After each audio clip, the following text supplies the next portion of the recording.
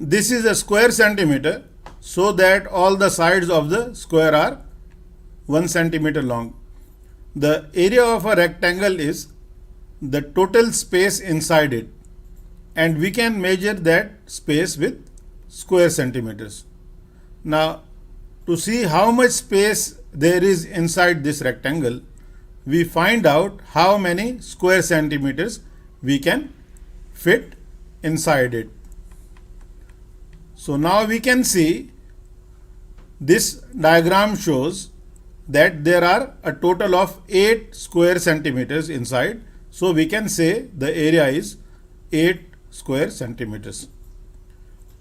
Now the easy way is actually we just multiply the base of the rectangle by its height. So 4 times 2 is equal to 8. Let's do another example. Similarly, if a rectangle has a base of 16 centimeters and a height of 4 centimeters, the area will be 16 times 4, that is 64 square centimeters.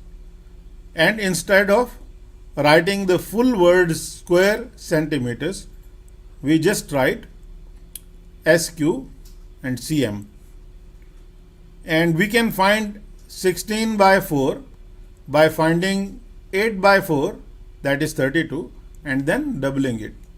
If you want to get full benefit of this course, then do the practice sheet of this lesson before moving on to the next lesson.